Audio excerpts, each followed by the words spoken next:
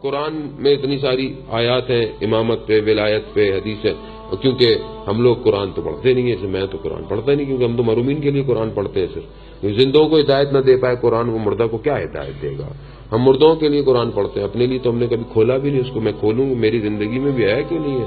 خدا مجھ سے بات بھی کر رہا ہے کہ نہیں کر رہا؟ جبکہ قرآن کہتا ہے معجزہ ہے آخرت تک کا، مگر میری زندگی میں کبھی کوئی معجزہ نہیں ہو کے دے رہا، کیونکہ میں قرآن سے دور ہوں۔ اتنا ہم پاکستان ہندوستان والے تو لوگ اتنا غلاف میں ڈالتے ہیں مخمل کے کہ اس کو کھولتے وقت بھی انسان کو تکلیف ہوتی ہے۔ ہاں یہ حقیقت ہے، الماری میں سب سے اوپر والی جگہ پر رکھا ہوتا ہے کہ بچے کا ہاتھ بھی نہیں جاتا اس کے اوپر۔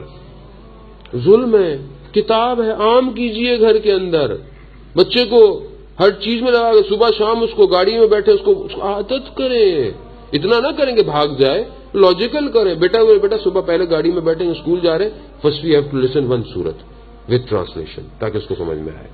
گھر کے اندر اس کو آئی پیڈ میں، موبائل میں اس کو دیں کہ جہاں تم گیم کھیلتے ہو، پڑھائی کرتے ہو، سارے کام کرتے ہو، تو you have to take out the time for the Quran as well as this is the book which is authenticated book only. باقی ساری کتابیں دنیا کی ختم ہو جائیں گی، صرف یہی رہ جائے گا جو باقی ہے۔ اس کو سکھائیں بچوں کو، عادت ڈالیں بچوں کو، بچے کو پتہ چلے کہ میری زندگی میں قرآن ہے۔ جب ماں باپ کی زندگی میں قرآن نہیں ہے تو بچے کی زندگی میں کیسے قرآن ہے؟ قرآن دیکھیں، امام زمانہ کی حکومت آنی ہے، قرآن کی حکومت ہے، بھول جائے کوئی جو ہے وہ مارکسزم کی فلسفی نہیں پڑھائی جائے گی امام زمانہ کی حکومت میں، کوئی کانٹ کا فلسفہ نہیں پڑھایا جائے گا، قرآن کی حکومت ہوگی۔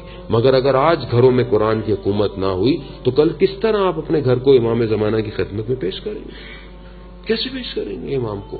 قرآن کو آسان کریں، میں بچوں کو پڑھنے دیں، پڑھائیں، آسان کریں، تو اس کو پتہ چلے میری زندگی میں ایک کوئی کتاب ہے۔